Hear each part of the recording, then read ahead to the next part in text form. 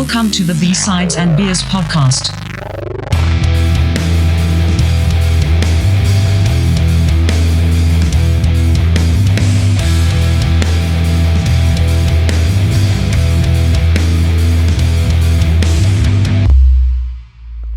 Welcome to B-Sides and Beers, episode 51. Tonight we're hanging with Darren Adam, co-founder of Cumberland Brewing Co. out of Cumberland, BC. Welcome to the show. Thank you very much. It's awesome to be here. Yeah, thanks for joining us, and I appreciate it. Yeah, absolutely. Darren was actually one of the first guys to answer back to us. Nice. Yeah, which was cool. When you're in Aries and, you need attention. So when people put out there that they'll actually listen to you and talk for a period of time, it's pretty much a no-brainer. Yeah. It's win-win. Yeah, definitely. Now, Dane had a chance to grab some Cumberland Brewing product. And I sure did. Yeah, maybe you can tell us about what you drank there, Dane, to start. Yeah, it sure didn't last long. So I grabbed the porter. Sorry, Darren, what's the name of the porter again? We actually, I think that one's called the CBC Porter, and it's okay. It's Caitlin's best concoction. Caitlin is our second brewer, and it was one of the very early recipes she wrote, and she just absolutely nailed, for me, what a porter is meant to be. But I agree. I leave it for you to tell me how it was. Well, like I said, it didn't last very long. I literally drove back to Courtney, and I think I just popped it right there and sipped it. I think you even told me you may want to share this with a friend. No, I deal. just casually sipped on it for the rest of the night, and it was fantastic. So I think you told me that it wasn't as bitter as most porters tend to be, if I recall.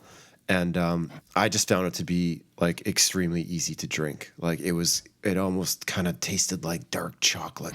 It was really yummy.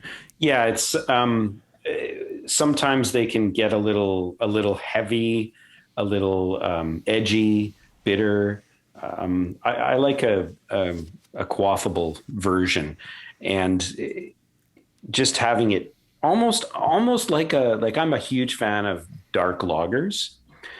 And so having something in the ale variety that still can scratch that dark lager itch it's a 2-for-1. No doubt. Yeah. No, it was delicious. So thank you for that. Well, my absolute pleasure. And what's the percentage on that?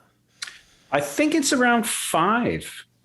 Yeah, it's just right in that middle bracket. We tend to be in the not lighter, but lesser in that ABV zone. Even our IPA, I think is just 6.3. So we tend to have more crushable versions. We don't go overboard on the booze, except for the Imperial. Boo. That one. I have to try that. But when I go, we'll usually head over sometime in the afternoon and enjoy a bite to eat. But I like the Vienna because it's only I think it's a 4 point something. It's not a huge alcohol content. And then I'm not needing a nap an hour after leaving. So it's great. Yeah. And from a business standpoint, it's always curious to me when we show up and every beer on a list at another brewery is 7 or higher. I can't, in my decrepit old age, I can't have a second. So I'm either having a flight or I'm, one beer and done. And literally from a business point of view, you gotta sell that second pint. We don't have any different problems than every bad roadside Keno pulling weirdo pub that Canada's been growing for the last 100 years. We don't have any different issues. We need to get that seat revenue. And so having ability to, when the server says, would you like another, to be able to go, yeah, actually I would like another. That would be nice. You know what? I'll have a Samuel Adams too. Yeah, exactly. Yeah. Right. Yeah. But you know what? It's funny that you mentioned that, Darren, because we have noticed that over 2 years of doing this, that we usually note the alcohol content in these beers that we've been drinking, and the majority of them have been off the charts, like compared to what we were used to even growing up, right? Like it felt like if you had something that was over 5.5 or 6, like, whoa, you were like drinking Wildcat Strong. Like there must have been something, right? Like What a reference. That, or like a Big Bear or something, just, nothing good, and then, but all these breweries, it just feels like it's just so high. Like it's just, 7 and above. And the thing is not to take away from them. They can be really well-rounded, excellently executed beers. And if you are cognizant of the fact, you can sip it. And instead of a 25-minute beer, it's a 45, 50-minute beer. And you can still walk away without needing assistance. But then it's warm by like 45 minutes, right? Like it's well, it depends on where you're situated. If it's cold enough to start, it's still cold enough to finish. Mm-hmm. Yeah, there you go. Good point. So, okay, can you tell us your kind of business motto? Because you mentioned it to us in your email, and I liked it, and I don't want to misquote it or anything. So, if you could just speak to that, like, I'll kind of let you take it from there.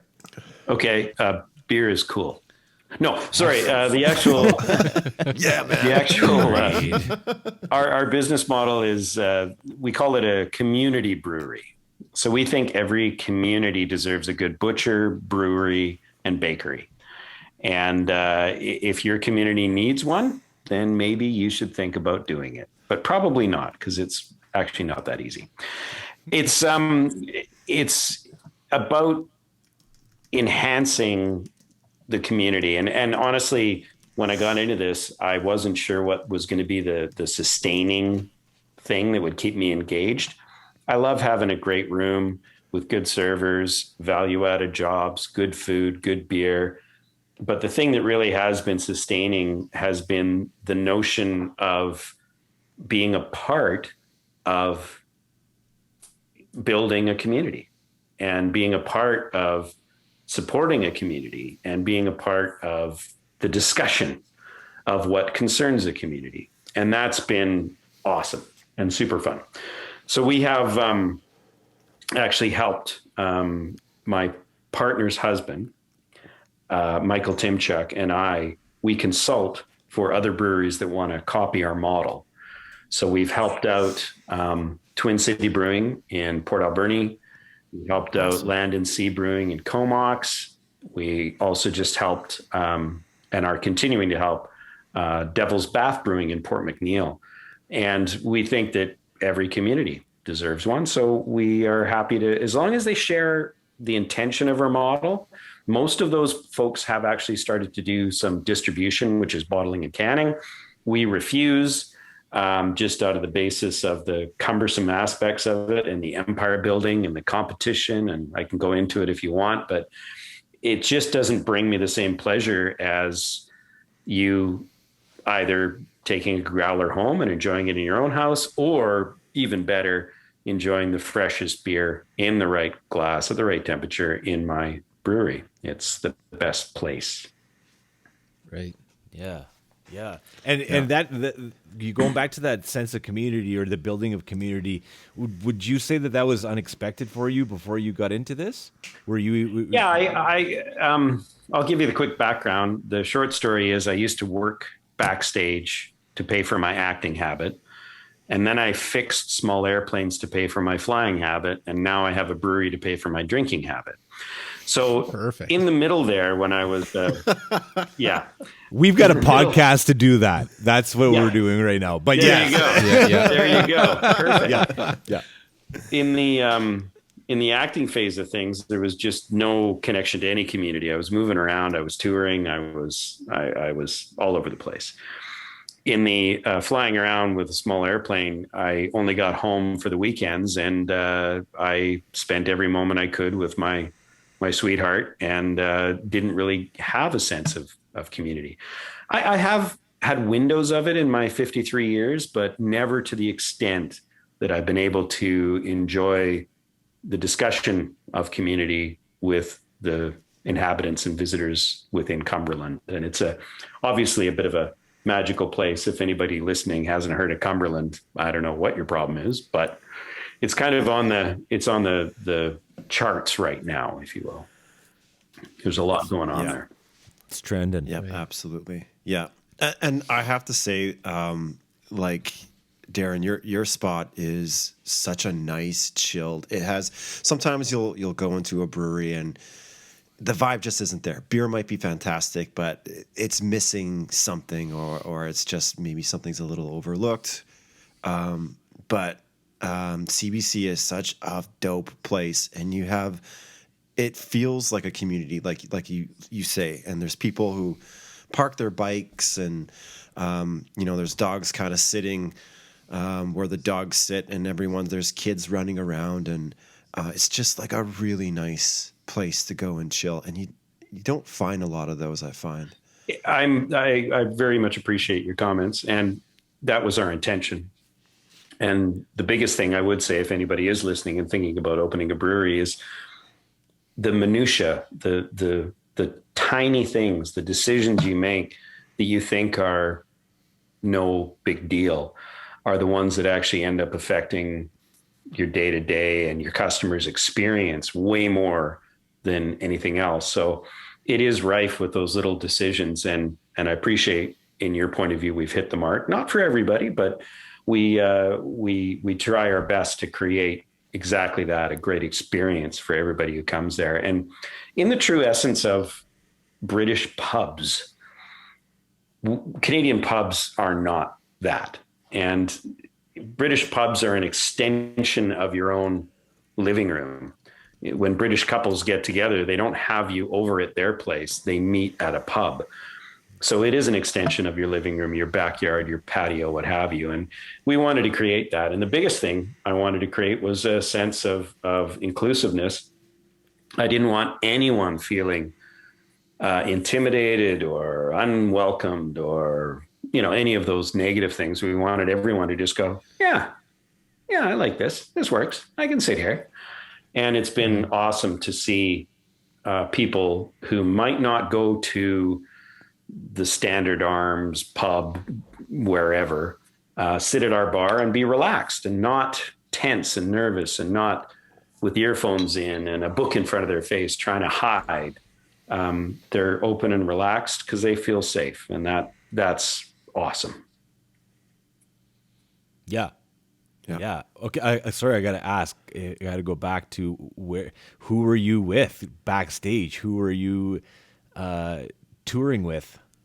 Well, the touring that I was doing was for children's theater, so that was a little bit of a departure. You weren't expecting that one. No, that's rock and roll. So we were there was four of us, 3 actors and a stage manager in a Ford F-350 van. And we would drive from school to school in the gymnasiums. You might remember this as a child. These strange, obviously weird actors would show up in your gymnasium and do a show for you.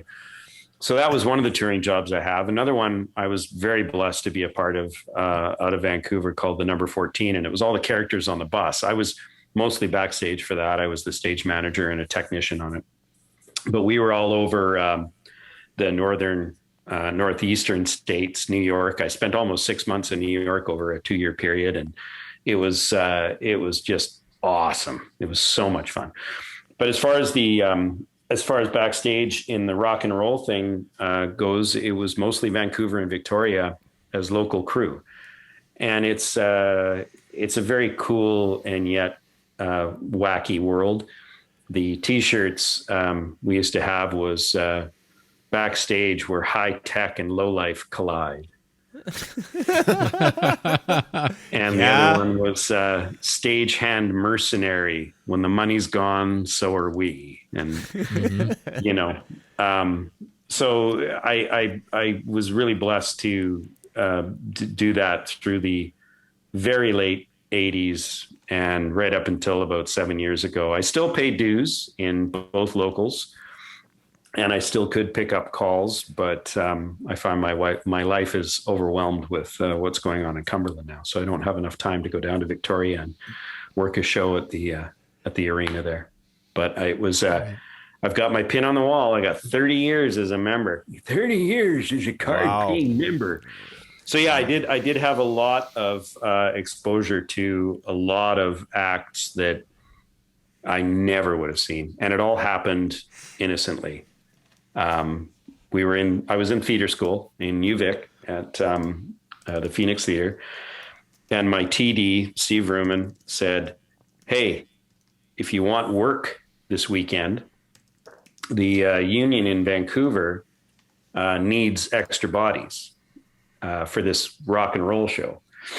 But if you go down and join the Vancouver Island version of the local, you're 90% guaranteed you're going to get a call and you'll get 3 days work." Well, it was $150 to join the union.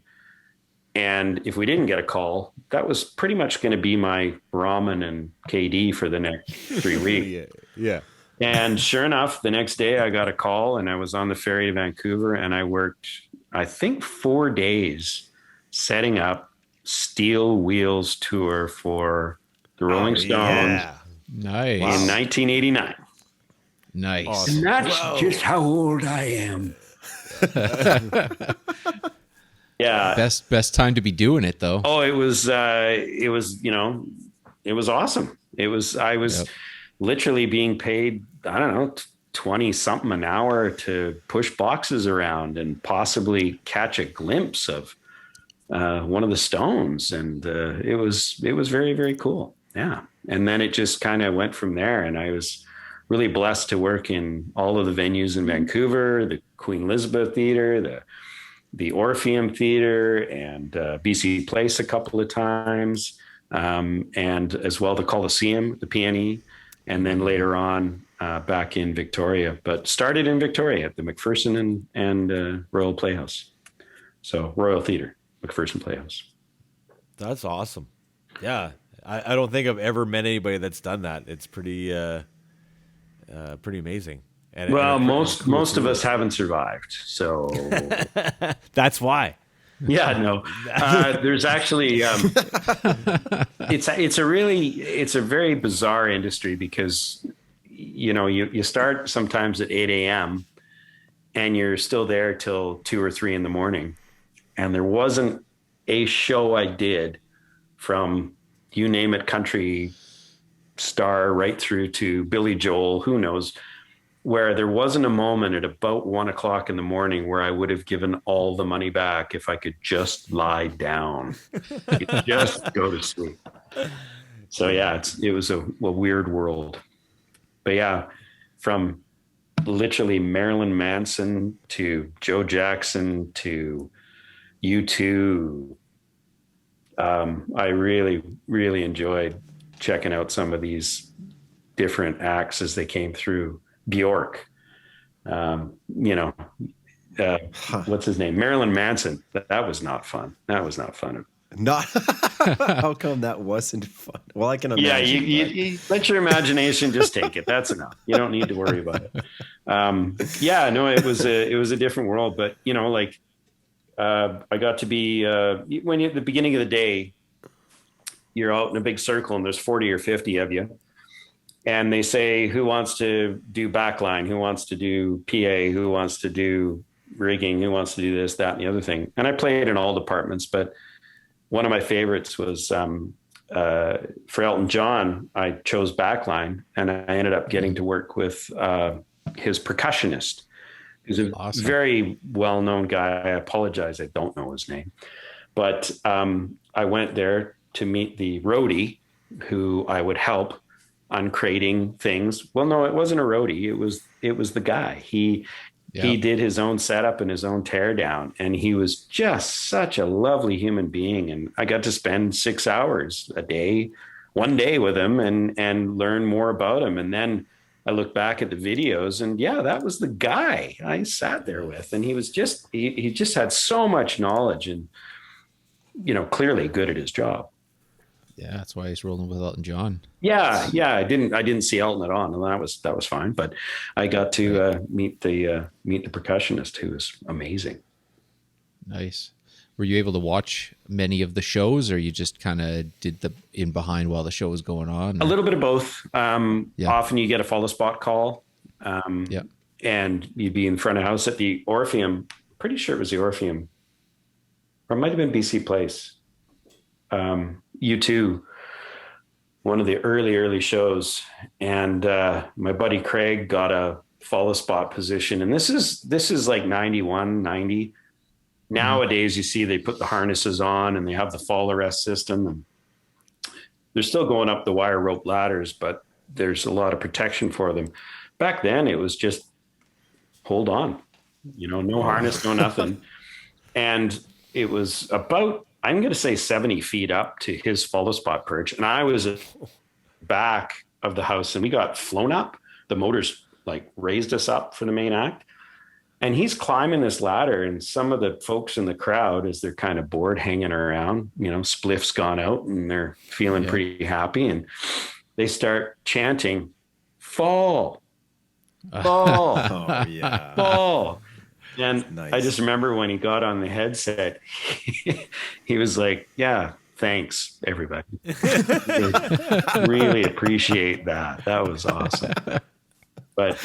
And that same night he was, I'm sure that was the U2 show, because Bjork opened for him, and he was standing backstage, or it might've been Steve. Anyway, one of those guys was standing there just watching Bjork in the opening scene, and became aware of the fact that there was somebody standing next to them on the side stage watching.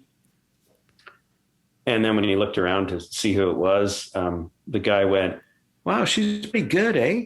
In a very thick Irish accent. Well, yeah, it was Bono, and just hanging with Bono backstage. That wasn't me. No big deal. Yeah, just these little glimpses of normality in a very abnormal world. And it was pretty fun. Interesting. That must have been Octoon Baby. I'm wondering. It could have been. I wouldn't put it past me to forget, but it could have been right about that time. Wow. Yeah, that's a sweet gig. I do that. Yeah. Even and now I actually, do that. Always pick backline. Yeah, backline is fun. You can get cut early though, so there's always a trade-off. Yeah, but you're saying you wanted to shut it down by 2:00 and go lay down anyway. So if you get cut early, why not? Oh man, I tell you, when you're in Victoria, especially Vancouver, quite a bit, but in Victoria especially, we would be tips and tails, as they called it on a tour. So we'd be the beginning of the tour, or we'd be the end, and there was always a repack. So if we were the beginning, there'd be 12 semi-trailers would arrive, drop everything off, and there would be 6 for the tour, or 4 for the tour, or 3 for the tour. And they had a plan. And of course, CAD and all this stuff. So it was a kind of a constant game of Tetris going on, filling up these trucks. And they had a theory for, backline would take the first 10 feet. Then there'd be 20 feet of this and 20 feet of that. And the amount of times between 2 a.m. and 4 a.m., you'd be standing there as they unloaded the back 20 feet just to try and create 4 more inches of space for that last truck. It was absolute torture. And then on the tails, when they were repacking to go back, they'd always just send a 5-ton or a smaller truck, and there was never enough room, and there was always a box left over. And sometimes they get FedExed, sometimes I think they just got sold on the corner. I don't know, but it was another Edge guitar rack. We gotta get this in here. just another delay day. pedal. Yeah, wow. Yeah, that's wild. And do you remember, Darren, like who had the most? Do you remember whoever had the most semi trucks? Oh, it was a contest for a while there for sure. But I think that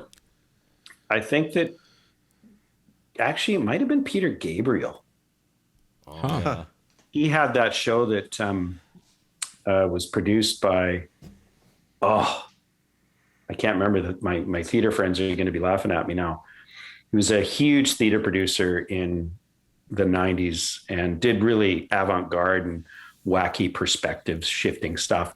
And he produced one for Gabriel that had this huge runway thrust that went out into the crowd. And it had a lot of vehicles, but you couldn't beat the Stones in U2. There'd be 19, 20 semis, but now it seems like ridiculous excess, you know, like even big name acts will sometimes be one semi now. Really? Wow. So it's, you know, depends on the venue they're playing, of course, but we would have shows that would come to the Queen Elizabeth that would also do arenas as well. So they'd have a theater setup and an arena setup, and we'd have to cram it down. But my favorites were the little ones. Like, got to work Bare Naked Ladies probably, I don't know, 7 times. Tragically Hip, I worked that show in Victoria. We were always the start for their tours. And I still have a jacket from one of their tours. And they were awesome because they were always there for 3 days. So we'd be working on boxes or different stuff for them for 2 or 3 days and get to meet the crew. And yeah, we built some pretty good friendships with the roadies that were traveling. Some of those ones that probably came across Canada, like the Hip, several times, right? You run into those cats probably quite a few times, right? Yeah. Yeah, no, and Sarah McLachlan, of course, produced out of Vancouver. So there was some great people that worked on that tour. And yeah, it was just really fun to have these friendships with some of these guys that you'd see twice a year, rolling through Vancouver with different shows. So how did you get there to here, Darren? How did Cumberland Brewing come to be then? If you're rubbing shoulders with Keith Richards and no. You know what I mean? Like, whoa, easy now on the rubbing I shoulders. had enough of the rock stardom. I just within the same building, but so was the paid concert goers. So let's keep it in perspective. I have not day-to-day ADHD, but I refer to it as career ADHD. Every 12 years, I change. 12 to 15 years, I just change careers. I'm a consummate student that hates school. So I always want to learn, but don't put me in front of a blackboard with somebody telling me what it's going to be. I just need to dive in. And I was flying out of the Lower Mainland to different airports, doing annual inspections on privately owned airplanes. And my partner called me from Victoria and she said, "I'm going to quit my job. Are you ready?" And that was the move to Courtenay. And that was still to this day the biggest single gift I've ever gotten in my life. And I'm in our guest suite right now because it's quieter. And I just absolutely love this valley. I love being here, and I couldn't be happier. So we move here, and now I'm flying away from here 3 to 4 nights a week to the Lower Mainland, fixing small airplanes. And that was great. It was really a nice career and it was fun. And I got to work with lots of neat people, but I didn't quite recognize it. I'm a little dense, so it takes a while for me to pick up on stuff. But every time I took off in my little airplane from Courtenay, I was sad. And every time I landed here, I was happy. And after 6 months of that, I went, I think I need to change something. I think I need to stop leaving. Maybe that'll fix it. And I randomly threw it out to the universe as I sometimes do. And I have been absolutely blessed. I'm not a big believer in Tony Robbins or any of those kind of things. But the thing is it does actually work. If you actually just say, this is what I want to do, it's amazing how often it comes back to you. Yeah, it quite often abides. Yes, the dude and the universe both abide. So my wife and I went for pizza one night at a place called Ryder's Pizza, and I met Michael Timchuk, who I mentioned earlier that we consult together, and his wife Caroline, and they sold and made me a pizza and told me the story about how he was the second or third, depending on how you count them, brewer at Spinnaker's in Victoria. And he was a sous chef before that. and they asked him if he wanted to learn how to brew. And he said, "You bet." Well, that was 34 or 5 years ago now. And he was involved with setting up, testing, training brewers all over the world with systems out of a place in Victoria called Specific Mechanical. And then he got involved with Brewsters in Alberta and something else in Saskatchewan. And then he built Wild Rose Brewing in Alberta. And he had a fight with the board of directors, which you don't tend to win, and got fired. And then he got rehired. And then he got fired again. And he came back to the coast, where he was at UVic doing a linguistics degree before he started with Spinnakers, and decided that Cumberland was the place he wanted to be. So they opened a pizzeria. So I learned all this story from him as he's making our pizza and serving it to us. And I said, "Would you do another brewery?" And he said, "Maybe." And then when we left, I turned to my wife and I said, "I'm going to open a brewery with that guy." And she said, "Oh, shit." And I said, "Why do you say, oh, shit?" And she said, "Well, generally when you say something, that means it's going to happen. So I guess this is what we're doing now." And she's a wine lover. So she's like, "Why can't we do a winery?" A winery. And I said, "Because we're trying to make $1 million, not start with $1 million." So yeah. So it was, if I do get the opportunity to ever talk to kids who care or want to even give me 2 seconds, I will tell them the two things is never, ever let your imagination get in the way of trying something, and always follow an open door. And if you follow open doors, it's amazing where they will lead. Be curious, ask questions, be engaged. And it's crazy where it will lead you. And I really give that credit for where we are today.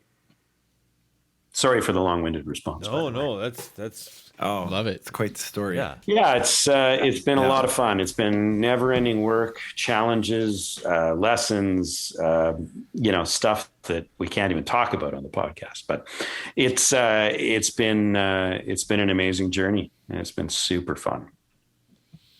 What do you guys got right now? What's your lineup? So we got our 5 core beers. We got our Forest Fog, which is pretty much our most popular. It's almost being hedged out now by the IPA. But the Forest Fog is and I'm going to make a real linguist error here and call it truly unique, because that's a double negative. But anyway, it's basically like a Weiss beer or that's the German version. The Belgian version is escaping me right now. Hefeweizen, that's the more German one. Anyway, it's like that, except for the fact that it doesn't have that clove and coriander kind of spiciness to it. It's just the flavor of fermented wheat, and that actually brings a real citrus tone to things. So Michael had a Widmer Brothers wheat ale down in the States when he was at one of the great American beer festivals back in the, I think, 90s.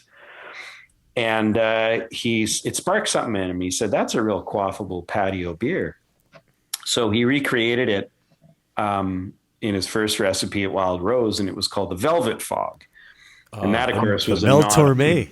Exactly. Well done. For a youngin', you got it going on there, buddy. Yeah. Not that young. And now that we have it up in Cumberland, we called it the Forest Fog, because of course Cumberland and the community forest is a huge connection, and we were very blessed to be able to support their fundraising efforts to buy back some of the land that was gifted to the Dunsmuir family in the land grab 100 and some odd years ago.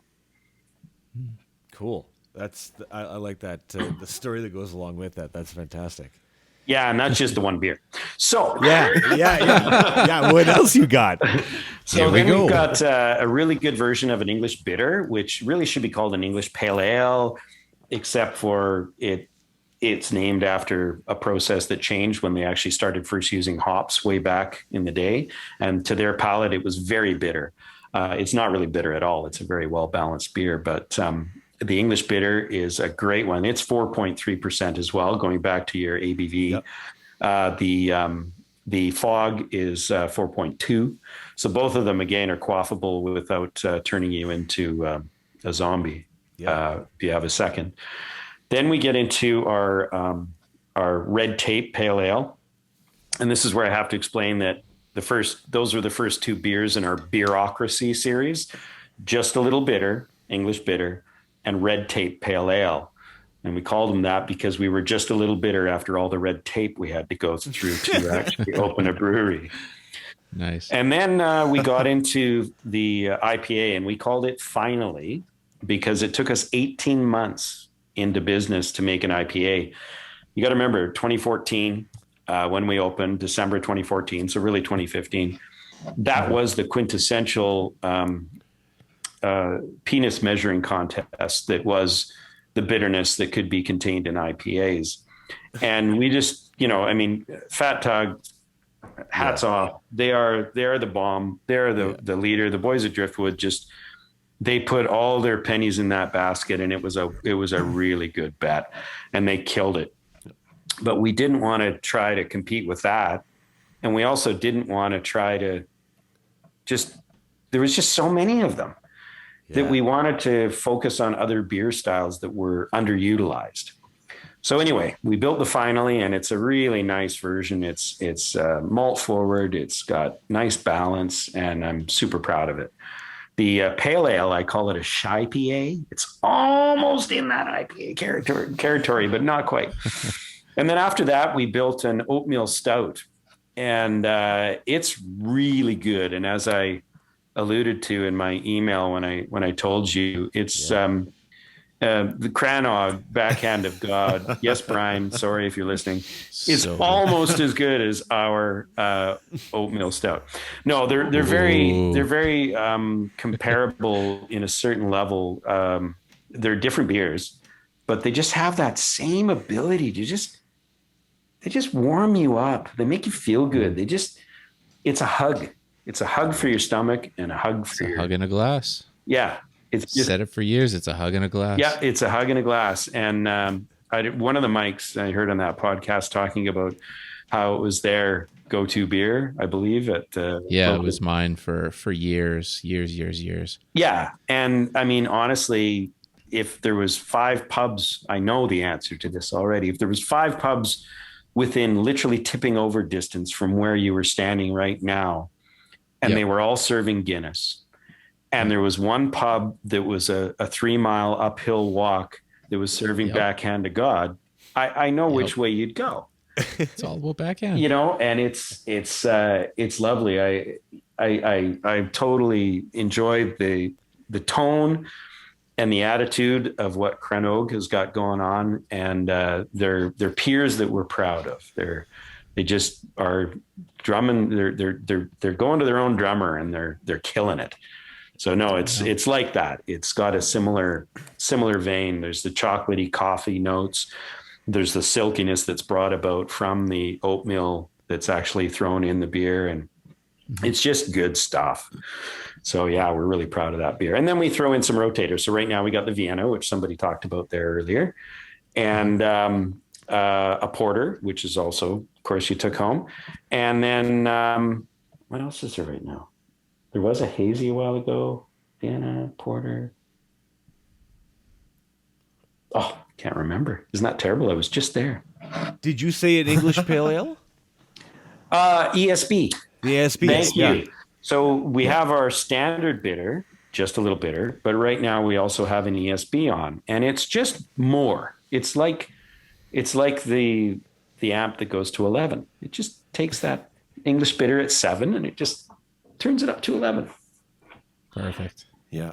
Just it's biscuity. It's got more, I don't know, snackability to it. Yeah. I like that. That should be on the can. You mentioned, Darren, like the IPAs, and we talked about this like even before, like last year, about how everybody was making IPAs. And obviously we weren't the only ones that noticed that, because it just, it feels like everybody has one. You know, everybody's got Or five. or five, right? And you're just like, wow, it just so many of these. So yeah, it's interesting that you started with something else, you know, and Absolutely, yeah. it's different. The very first beer that Michael made was a Dunkelweizen, so dark wheat ale. And he did that because he said, look, they're going to try what we have as our first offerings. And he said, we need to gain their trust. And that if we can do that, we can take them wherever we want to go. And it was a great idea because they were like, ooh, I don't know if I'll like that. Well, try it. You don't have to like it, but you do have to try it. And it was a great seller. And it did just that. They now, for the most part, will trust what we throw at them. And they may not like it, but they can appreciate it, that it's done thoughtfully and as well as we can do it. I think that's one of the most amazing things about a small brewery is you're able to experiment and you know, try things that people wouldn't normally try. I worked at the Church Street Tap House for a little bit, and Brian was the head bartender there, and he would always get, I mean, he had red tape on tap for a little bit, which was really popular, and a whole bunch of other stuff. And one night we were just sitting there talking about, you know, just like what you said, Mike, it's all these IPAs out there. And when you go to the liquor store, it's either a sour or an IPA. And I spent some time in Holland, and I drank a lot of Belgian beers. And I was like, I love Belgian beers. Belgian beers are some of the best beers in the world. And why don't you see any of that here? And I think, you know, having a community brewery, you know, you can try things like an ESB or something that isn't really that popular, then people might not even know what that is. But you can, you know, based on, you know, your customers' trust that you're going to deliver a good product, you can sort of expand people's palate and give them like a different, like a memorable experience with a different kind of beer. Yeah, 100%. The great story from Central City Red Racer. They made an ESB, and well, they still do, but they don't call it an ESB anymore. And the marketing department came to them and said, look, the sales of this are impossible because it's called bitter, and North Americans don't know what that means, and they don't want something that's bitter. And the marketing department said, please call it something else. It's a great beer, but call it something else. And they ended up calling it a red ale. And it's the exact same recipe. And they said, if you rename it, sales will increase by 20%. So they renamed it, repackaged it, and they were wrong. Apparently it went up 30%. Because people just didn't want to grab something off a shelf that was called bitter. In a community brewery like ours, we have just a little bitter, the English bitter. And people try it. It's again, another Tim Chuck quote is liquid to lips. If you get liquid to lips, they like it, it'll be theirs forever. Mm-hmm. And we can do that. And now they come in and they actually say, I'll have the bitters. Well, now they've actually named it something that's way more, you know, connotatively bitter. It's nothing like that, but they've actually named it that, but that's what they want. So I completely agree with you. It's wonderful to be able to, you know, say again, you don't have to like it, but try a sip, educate your palate. And you see people that slowly will engage with a braver flavor and find something a little bit stronger or a little bit more flavor or malt forward that they didn't think they'd like. I mean, we did have 100 years of yellow bubbly in this country. Yes. You know, blind taste test, a Kokanee, Pabst Blue Ribbon, Heineken, and Labatt's Gold. I don't know. Like, really? Could you tell the difference? That's what we say. Like, the this same, just like looks the same coming out as it does going in. Yeah, exactly. Yeah, and we said before you take a left at when you get into the cold zone, and you go to the Budweiser and and the rest of that, or you go to the right and you go to all the craft beer and you walk around there and lose yourself for the next half an hour, right? So But don't you think that politically speaking, you got that exactly 180 degrees out of Bream? I wanted to do that. I did that on purpose, Darren. Shouldn't it be a hard right turn to the Budweiser? I tried to flip it on Yeah. its head. I tried to switch it up on purpose. That's so pretty interesting. Although we do have to admit, with everything we've learned, especially right now with the protests in Ottawa and everything, the left and the right extremism sort of meets in the middle in a really weird way. It's fascinating to see that. Well, anytime you get to any sort of extremist, they're basically on the same page, at the end of the day. Yeah. So somebody missed an opportunity to sell a lot of Pabst Blue Ribbon. They could have killed it. Oh man, but could they get it in? Well, if you're clever enough, Drones, man, drones. If all the trucks are down, how are you going to dropping get Paps it in? from the sky. Oh, that's everybody's dream. Everybody's dream. Yeah. So what you got coming up, Darren? What's going on this summer? Or what do you have? Are you doing another like short runs of something coming up that you can tell us about? Well, we always have those 5 core beers on. And of course we got a great food menu, and then we just rotate from there. We're trying our best to try to keep something lager-like close by, but we're going to always rotate that from a Kolsch to a dark lager, maybe to a Pilsner, to a just straight good old lager. So yeah, we're going to try and do that, but I just want to keep it rotating so it never becomes ingrained, because it becomes a slippery slope when you do that. And it's a lot of time and sell. The biggest thing, honestly, I'm worried about, we're literally 10 days left in February here. And we've had a lifting yesterday of some of the health orders, so we can have max bodies in right now, which is charming, but we're having a tough time recruiting staff, and we're not alone there. That's the entire world, it seems. The other part is that there is a real unfurling of wings, it seems. There's people that are pretty darned happy to get out and have some fun. So the Roaring 20 metaphor that we've heard about, the idea of people just letting loose and having a great old time, is a little concerning, just about the survivability for my staff. I always work to try and make sure we create a sustainable employment and just sustainable jobs. And I feel like it's going to be just battery, because we're just going to get hit so hard. So that's the biggest concern. We have a real seasonability swing. In the wintertime, it's much slower. And then we go through like full 3-ring circus.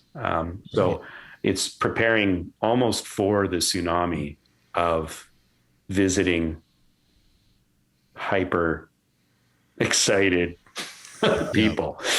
Yeah. So it's, yeah. That's really the tone, is just hang on. You're going to grab the bull and just hang on as long as you can. White knuckle it. Yeah. And I personally, from speaking from experience, it's one of the hardest industries out there. I mean, just what you've said puts chills down my spine a little bit, because Comox was wanting, a tap room for so long, and they got it, and it was just a full-on assault from the get-go. It was just a lot of people with big expectations, and you get through it and you feel proud, and there is a sense of camaraderie, and it is a very rewarding industry, but at the same time, it's tough. It's hard when people come in with expectations, and